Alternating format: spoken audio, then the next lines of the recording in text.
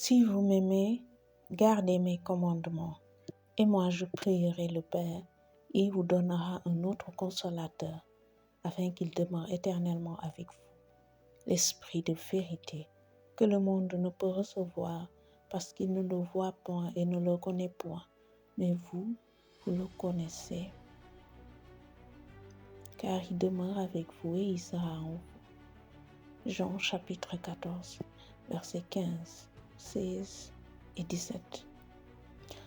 En parcourant ces lignes, le Saint-Esprit m'a mis à cœur et m'a expliqué qu'il était un don, que le Saint-Esprit n'était pas quelque chose qu'on recevait automatiquement après avoir donné sa vie à Jésus, ou bien de s'autoproclamer né de nouveau ou chrétien. Le Saint-Esprit est un don. Le Saint-Esprit est quelque chose qu'on demande et on s'attend à le recevoir de qui? De Jésus-Christ.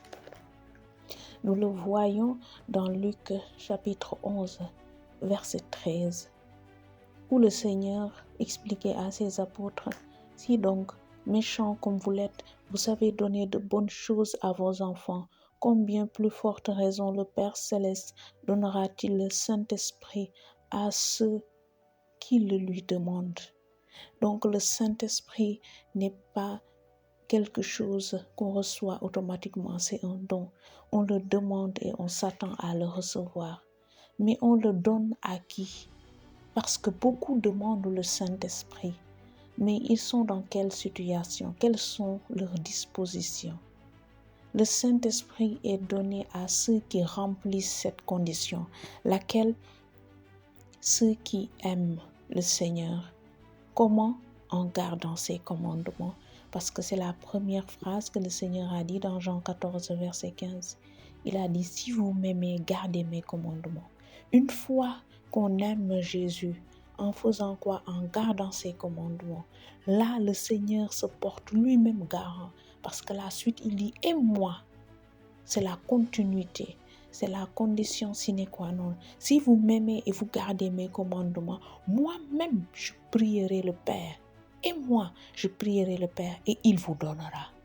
Parce que tout ce que nous demandons en son nom, le Père le fera.